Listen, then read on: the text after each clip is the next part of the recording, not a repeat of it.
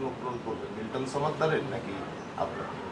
ভাই এখানে আমি এই মুহূর্তে এদের কিছু খাওয়া দাওয়া দরকার, চিকিৎসা দরকার, সেই স্বপ্নের মধ্যে আছি। এদেরকে কেমনে দুইটা খাওয়াইতে পারবো, কেমনে একটু চিকিৎসা দিতে পারবো, সাময়িক যে কদিন দায়িত্ব আল্লাহর পক্ষ থেকে আমাদের উপর আসছে, সেই সাময়িক এই কদিনে চিকিৎসা খাওয়া দাওয়া দিতে পারলে আমি খুশি। এদেরকে নিয়ে আগামী 14 বছরের স্বপ্ন দেখার সময় আমার নাই। আমার যেহেতু নিজস্ব অনেকগুলো প্রজেক্ট রয়েছে, আমার এই প্রজেক্টগুলোর মধ্যে আমার যথেষ্ট কনসার্ন। এটা সাময়িক দায়িত্ব যেটা পেয়েছি, এটা সুন্দরভাবে একটু চালাতে পারলেই আলহামদুলিল্লাহ। আচ্ছা, আপনি বারবার একটা কথা ঘুরে ফিরে বলছেন যে খাওয়া বা চিকিৎসা, তো এই খাওয়া বা চিকিৎসা দিতে এসে আপনি কোনো বাধার সম্মুখীন হচ্ছেন বা কতটুকু স্মুথলি আপনারা করতে পারছেন এই কয়েকদিন বা একটা নতুন পরিবেশে আসলে কিছু না কিছু বাধা তো আসবেই, বুঝছেন? তো কিছু না কিছু বাধা আসবে, আর আমরা এই সমস্ত বাধা মোকাবেলা করে কাজ করে অভ্যস্ত। আমরা যেখানে যেখানে গিয়েছি, সিলেটের যে বন্যা হয়েছে, ডে ওয়ান আমি নাসিরুদ্দিন সেখানে হাজির।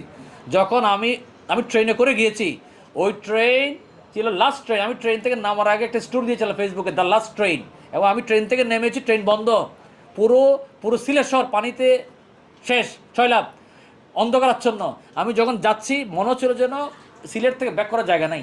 জীবনে যেখানে গিয়েছি এরকম অনেকগুলো বাধা নিয়ে গেছি। এই যে আপনার চিটাঙের বন্যা, সে বন্যা তো গিয়েছি সেরকম। গত নভেম্বরে যখন ফিলিস্তিনের গাজাতে সহযোগিতা করার জন্য প্রথম যে নভেম্বরে ঢাকা এয়ারপোর্ট থেকে লাইভ দিয়েছিলাম, আজকে মানে আমার শেষ লাইভ।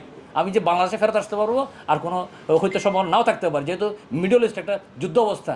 তো জীবনে অনেক চ্যালেঞ্জ অতিক্রম করেছি ভাই, এইটাও একটা ছোটোখাটো চ্যালেঞ্জ। তো আল্লাহ তাআলা যতটুকু আমাদেরকে তৌফিক দান করেন আমরা চেষ্টা করে যাবো, এতটুকুই আর কি।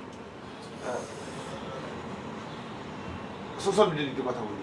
ফেসবুক, মিল্টন সমাদ্দারের যে নিজের পেজ, যে পেজগুলো মানে মূলত এই প্রতিষ্ঠানকে ঘিরেই কথোপকথনগুলো চলতো, সেই পেজটার নিয়ন্ত্রণকে এখন আপনারা নিয়েছেন কিনা, কিংবা ওই পেজটি ব্যবহার করে অর্থনৈতিক সহযোগিতা আসলে মানুষের কাছে চাইবেন কিনা? দেখুন, মিল্টন সমাদ্দারের আগের পুরো টিমটা এখানে রয়েছে, যারা ওনার সোশ্যাল মিডিয়া চালাইতো ওরা এখানে রয়েছে। আমি তাদেরকে উৎসাহিত করছি পোস্টগুলো ওখানে দিয়ে, অর্থাৎ যেই চলমান কার্যক্রমটা রয়েছে ওইটা ওনারা চালু রাখুক। কিন্তু ওখানে টাকা জমা হলে তো আমাদের অ্যাকাউন্টে টাকা আসবে না, ওখানে টাকা জমা হলে ওদের অ্যাকাউন্টে চলে যাবে। যে যেখানে যাবে জায়গা, কিন্তু কাজটা চলমান থাকুক। আমরা ওদেরকে উৎসাহিত করছি, তারা আমাদেরকে বলছে এটার পাসওয়ার্ড নাই, এটার এই নাই, এটার সেই নাই। অনেক কথাবার্তা আমরা শুনতেছি, সব কিছু কথাবার্তা আমি বলতে পারবো না, হয়তো এটা ইচ্ছে মনে হচ্ছে যে যা বলে করে। তো আমরা চেষ্টা করতেছি যতদূর সম্ভব, যেমন এখানে খাবারের রুটিনটা, আমরা আগের যে রুটিনটা ছিল সেই রুটিনটা বলবৎ, অর্থাৎ যেটা যেভাবে চলতেছে সেইটা সেভাবে চলুক, অ্যাটলিস্ট এতটুকু কামনা আর কি। টাকাটা কিভাবে যাচ্ছে, মানুষ সহযোগিতা কিভাবে যাচ্ছে? কারা? আপনারা আমরা এখনো কারো কাছ থেকে কোনো সহযোগিতা চাই নাই। চাইবেন? আমরা সহযোগিতা চাওয়া হচ্ছে যে সেকেন্ড স্টেজ। একটা অর্গানাইজেশন চালাতে গেলে একটা অ্যাকাউন্ট লাগে, আইবিও যেটা খরচ লাগে। আমাদেরকে অনেকে বলছে আপনাদের আলহাজ সামরা ফাউন্ডেশন অ্যাকাউন্ট এখানে ব্যবহার করবেন না, আমরা ব্যবহার করবো না, আমরা নতুন একটা অ্যাকাউন্ট করবো, যাতে সেই অ্যাকাউন্টে যা লেনদেন হয় সবগুলো মিডিয়াতে দিতে পারে, ওপেন দিতে পারে, কয় টাকা আসছে কয় টাকা গেছে, আপনাদের থেকে আসি খুঁজে দেওয়ার দরকার নেই। ওই নতুন অ্যাকাউন্ট করবো, সেই অ্যাকাউন্টে যদি কেউ শরিক হইতে চায় শরিক হবে, না হলে আল্লাহ তাআলা বলছি না, রিজিক আল্লাহর হাতে, আল্লাহ চালাবে। এরকম অনেক মানুষ, রোহিঙ্গাতে হাজার হাজার মানুষ, 1 লাখের উপর মানুষ আল্লাহ সামরা ফাউন্ডেশন অলরেডি খাওয়া দাওয়ার ব্যবস্থা করেছে। আমরা তো ব্যবস্থা করেছে আল্লাহ।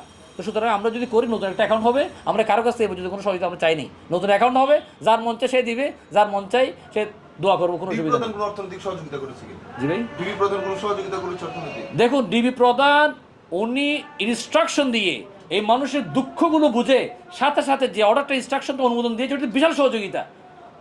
আমরা ফেসবুকে আপনাদের ভিডিও যাওয়ার পরে মানুষজন অনেকে নেগেটিভ মন্তব্য করছে, বাঁকা বাঁকা কথাবার্তা বলতেছে, কারো কোনো স্টেপ নিতে পারে না যে একবেলা খাবার এদেরকে খাওয়াই। এই মানুষজনের রিপোর্ট আপনারা মিডিয়াতে দেখিয়েছেন, কেউ আসে না একবেলা খাবার আমরা আসে খাওয়াই, এই কথা কেউ বলে না। কিন্তু যে মুহূর্তে আলহাজ সামরা ফাউন্ডেশন খাওয়ার সহযোগিতা এগিয়ে এসেছে, 1 লাখ মানুষ লাগছে আমার পিছনে, যে কেন আপনারা এখানে এসেছেন, কী উদ্দেশ্য আপনাদের? আরে ভাই, আপনার উদ্দেশ্য বলো, আপনি আসেন না কেন এখানে? আপনার উদ্দেশ্য তো বলো, আপনি কেন খাওয়ার নিয়ে আসেন না? ওপেন আছে তো জায়গাটা, এখন ওপেন আছে, এবং সমস্যা অধিদপ্তর ওনাদেরকে বলছে আপনারা দায়িত্ব নেন, আমরা ছেড়ে দিই, জিনিসটা সুন্দরভাবে চলুক। আমাদের সকল মানুষের হয়তো যারা আমাদেরকে গালি দিচ্ছেন, ওনাদের নিয়ত হয়তো ভালো, ওনারা হয়তো চাচ্ছেন এই মানুষগুলোর উপকার, হয়তো আমাদেরকে চিনেন না, আমাদের অতীত ইতিহাস দেখার সময় পায় না। আলহাজ সামরা ফাউন্ডেশনের পেজটা আধা ঘন্টা যদি আপনি একটু ঘুরেন, আশা করি আপনার মানসিকতাটা একটু চেঞ্জ হবে। হয়তো ওনাদের সেই সময়টুকুন হয় নাই, একটা পাইছে, পাট করে নিউজ একটা মারি দিল। আবার এখন অনেকগুলো দেখছি ফেক আইডি থেকে মারতেছে, কে বা কারা মারছে ফেক আইডিতে সেটাও জানি না, বুঝছেন? তো মারতেছে মারুক, আমাদের ওই পিছনে তাকানোর সময় নেই, কমেন্ট পড়ার টাইমও নাই। আমার দরকার এদেরকে কিছু খাওয়াবো, চিকিৎসা দিব, শেষ ওদের কীভাবে ওইদিকে। আমরা লক্ষ্য করলাম এখানে যুক্ত দেওয়ার পর আপনার ওই পেজের লাইক ফলোয়ারের সংখ্যা বাড়ছে, কারণ দেখুন, আমাদের যখন এই সাতক্ষীরাতে বাংলাদেশের প্রথম ভাসমান মসজিদ করছি, পুরো বাংলাদেশে সেটা ভাইরাল হয়ে গেছে, একদিনে ফলোয়ার বাড়ি গেছে 10,000। সাতক্ষীরাতে যখন আমরা ভাষা মসজিদ করছি, নিয়মিত রেগুলার কার্যক্রম এগুলো ভাইরাল হয় না, মাঝে মাঝে কিছু এক্সেপশনাল কার্যক্রম ভাইরাল হয়। সিলেটে যখন বাসমান পানি বিশুদ্ধকরণ করছি সেটা ভালো লেগেছে, একদিনে বাড়ি গেছে 5-10 হাজার।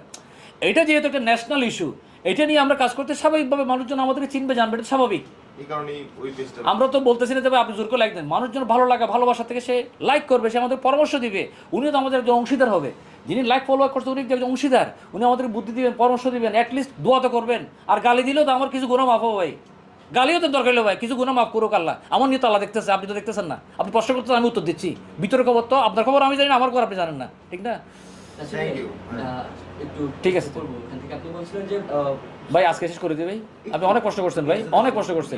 জি সোশ্যাল মিডিয়াটা আপনি বলছেন যে চালিয়ে যান, কিন্তু ঘটনা হচ্ছে এখন তো এটা বিতর্কিত মানুষের ভাই, এখন আর কোনো এগুলো তো আমি আর নাই, এগুলো তো কোনো আমি প্রশ্ন করবেন আপনি খাবার দাওয়া চিকিৎসা নিয়ে, আপনি অন্য প্রশ্ন করলে আমি উত্তর দিব না। নিয়েছেন যদি ওইটা নিয়ে আমরা সাময়িক সহযোগিতায় আছি ভাই, আমি কোনো কিছু নিই নেই, আপনি নেন না, কিন্তু এটা আমি সাময়িক সহযোগিতায় আছি, সাময়িক দায়িত্বে আছে এটা। 3 বেলা খাবার পাচ্ছেন। আপনারা মিডিয়ার একটু উল্লেখ করে দেবেন যে সাময়িক সহযোগিতায় আছে, খাবার দাওয়া চিকিৎসার জন্য আছি, এগুলোর ব্যাপারে আমাদেরকে জানাবেন ভাই, রোগীর অবস্থা। জি ঠিক আছে, সকলকে অনেক ধন্যবাদ, আসসালামু আলাইকুম। Thank you. অফ করছেন ভাই? হ্যাঁ হ্যাঁ